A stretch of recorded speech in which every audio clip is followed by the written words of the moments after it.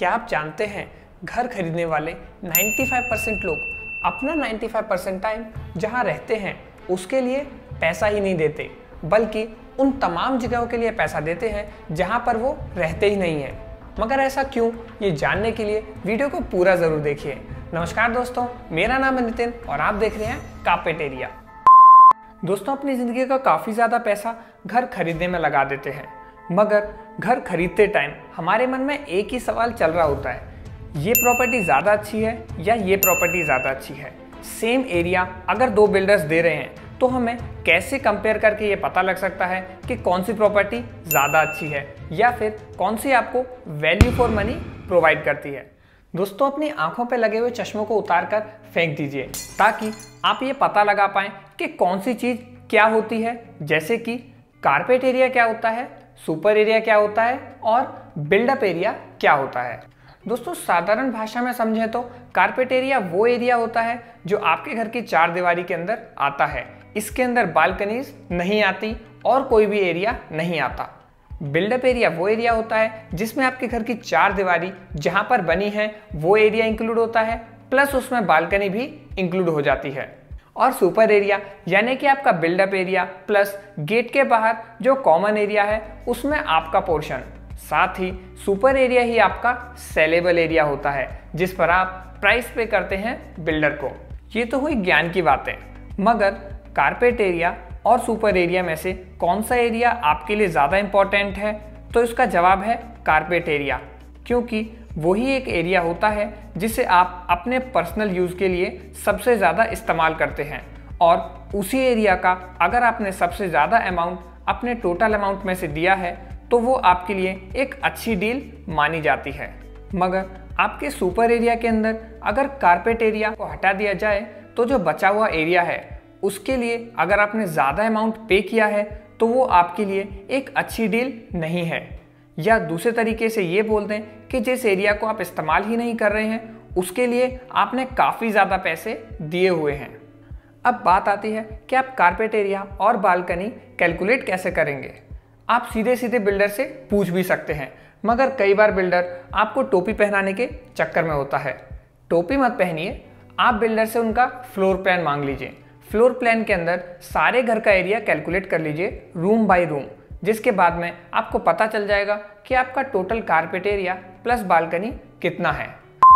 दोस्तों, एक और ख़ास बात, कई बार बिल्डर बहुत चालाक होते हैं और वो बड़े तरीके से अपने सुपर एरिया को बढ़ा देते हैं। किस तरीके से? वो आपके हर रूम के साथ एक बालकनी अटैच करके दे देंगे, लेकिन उस बालकनी का कोई यूज़ नहीं होगा।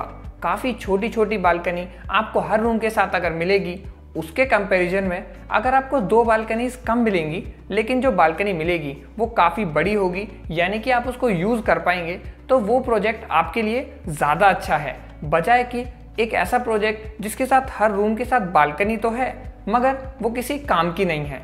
आप वहाँ पे सामान नहीं रख सकते, छोटा सा गमला तक नहीं रख सकते, तो वो बालकनी किस काम की। इसी तरीके से अगर आप उसको कैलकुलेट करेंगे तो आपका कारपेट एरिया प्लस बालकनी आपके लिए अच्छा बैठेगा। लेकिन थोड़ा दिमाग से सोचिए, क्या वो एरिया आपके लिए यूजेबल एरिया है? नहीं। तो इस एक्सेप्शन को भी आप हमेशा कैलकुलेट कीजिए। दोस्तों, हमेशा से ऐसा नहीं था। अगर हम दो ऑप्शंस की बात करें, एक फ्लैट जो 10 साल पहले बना था 800 स्क्वायर फीट एरिया का और जिसकी वैल्यू थी 60 लाख रुपए, जिसका रेट निकल के आता है 7,500 रुपीज़ पर स्क्वायर फीट। वहीं हम दूसरे ऑप्शन की बात करें जो रिसेंटली बना हुआ है, जिसका एरिया है 1100 स्क्वायर फीट और उसकी वैल्यू है 65 लाख रुपीज़। अगर इसका रेट निकालें तो हमको रेट पड़ेगा 5,909 रुपीज़ पर स्क्वायर फीट। अब एक नज़र में तो जाहिर सी बात है ऑप्शन 2 ज़्यादा अच्छा है। क्यों? क्योंकि यहाँ पे आपको एरिया भी ज़्यादा मिलता है 1100 स्क्वायर फीट और इसका रेट भी कम है 5,909 रुपीज़ पर स्क्वायर फीट। पर अगर हम फ्लैट देखने जाते हैं तो हमें ऑप्शन 1 वाला फ्लैट ज़्यादा बड़ा दिखता है ऑप्शन 2 वाले फ्लैट से। ऐसा क्यों? क्योंकि ऑप्शन 1 का जो एरिया है वो है बिल्डअप एरिया और ऑप्शन 2 का जो एरिया है वो है सुपर बिल्डअप एरिया। यहीं से कॉन्सेप्ट निकल के आता है लोडिंग का।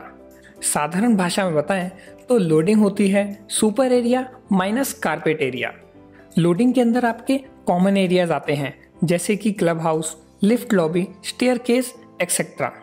यानी कि सुपर बिल्डअप एरिया आपका कवर करता है built up area plus proportionate share of common areas such as lobbies, staircases, lift shafts, club house, air ducts, pipe ducts और shafts and other covered common facilities. अब ये तो हुई पहले की बातें। आज के टाइम में अगर आप दो घर को कंपेयर करना चाहते हो तो आप उनका कारपेट एरिया कैलकुलेट करके दोनों की स्पेसिफिकेशंस को साथ में देखिए। मान लीजिए builder X 1000 square feet area 50 lakh में पे कर रहा है और builder Y 1000 square feet area 45 lakh में पे कर रहा है, मगर बिल्डर एक्स की लोडिंग 35% है और बिल्डर वाई की लोडिंग 45% है।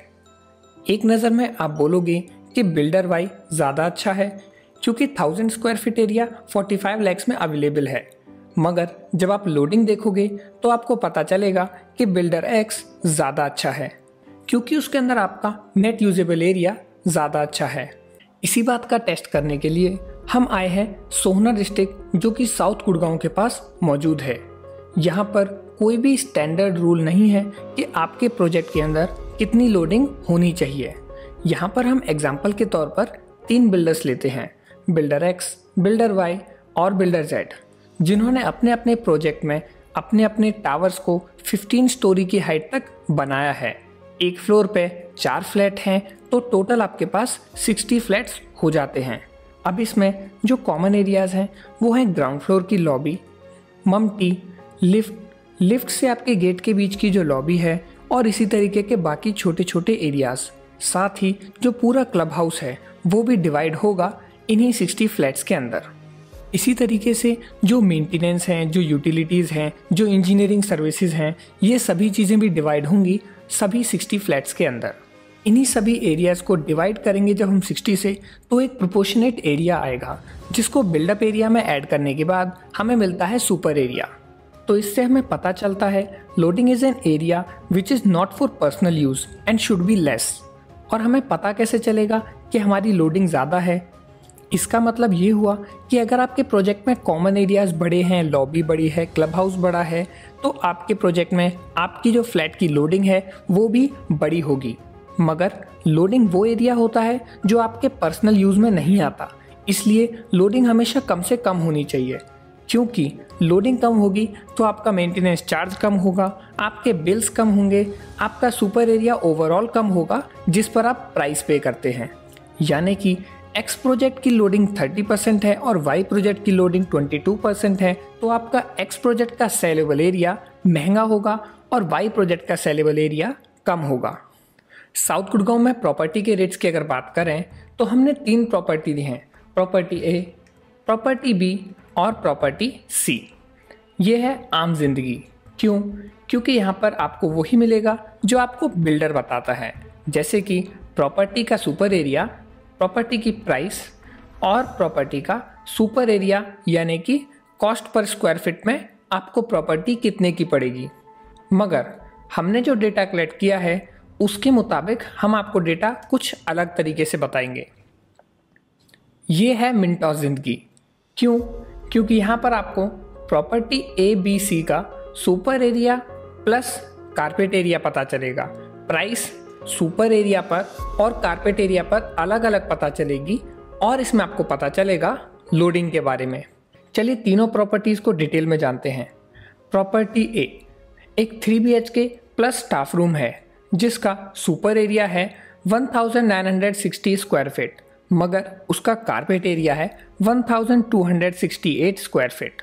इसकी प्राइस आपको पड़ती है 1.15 CR की, यानी कि आपका cost per square feet super area के मुताबिक जो निकल कर आ रहा था वो है 5867 स्क्वायर फीट, मगर कॉस्ट पर स्क्वायर फीट जो कारपेट एरिया पर निकल के आ रहा है वो है 9069 स्क्वायर फीट, यानी कि आपकी टोटल लोडिंग है 35%।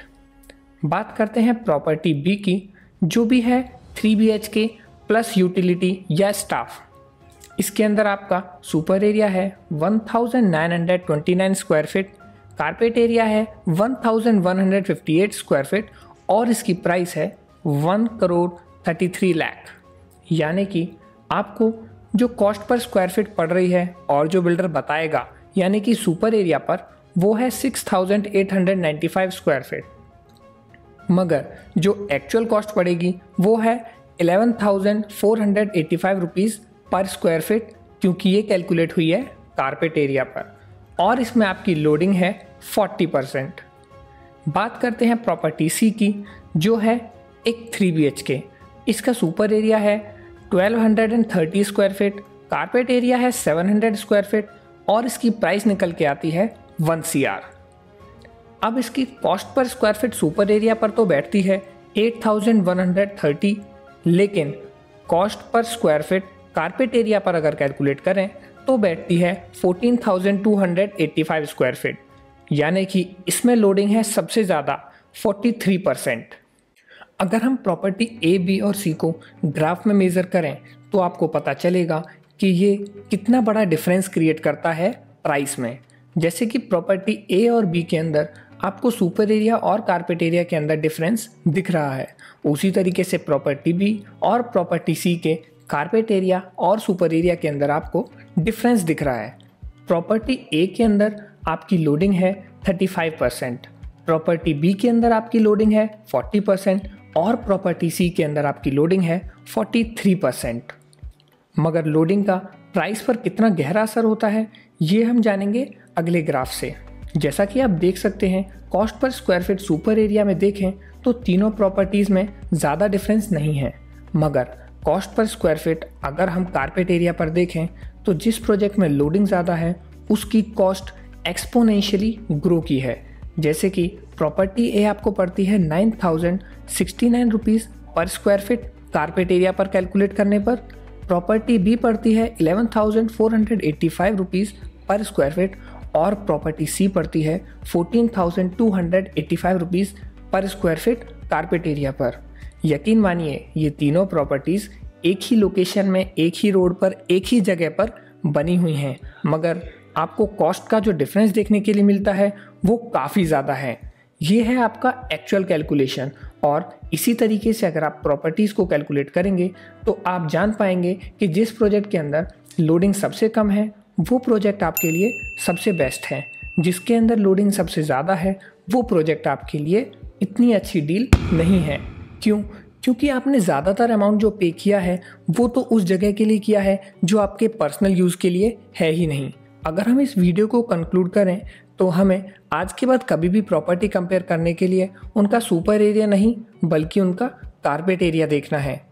उनकी सुपर एरिया पर कॉस्ट पर स्क्वायर फीट नहीं बल्कि कारपेट एरिया पर कॉस्ट पर स्क्वायर फीट देखनी है और उनकी लोडिंग हमेशा चेक करनी है। क्यों? क्योंकि लोडिंग आपकी जितनी कम होगी वो प्रॉपर्टी आपके लिए उतनी अच्छी होगी और जितनी लोडिंग ज़्यादा होगी उतना ही आपको प्राइस पे करना पड़ेगा, न केवल आज बल्कि फ्यूचर में मेंटेनेंस कॉस्ट के रूप में भी। दोस्तों, अगर आपको हमारी मेहनत पसंद आई तो वीडियो को लाइक करके हमारा उत्साह जरूर बढ़ाइए। साथ ही चैनल को सब्सक्राइब करना ना भूलें और हमारी वीडियोस अपने जानने वालों तक शेयर जरूर करें ताकि उन्हें भी घर खरीदने में कोई परेशानी ना आए। मिलते हैं अगली वीडियो में, तब तक के लिए जय हिंद, जय भारत।